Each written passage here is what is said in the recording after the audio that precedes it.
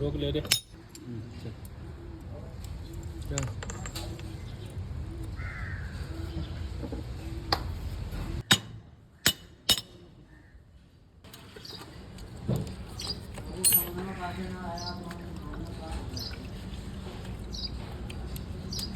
का लगाओ इसमें का खबर बोल रहे हैं यार.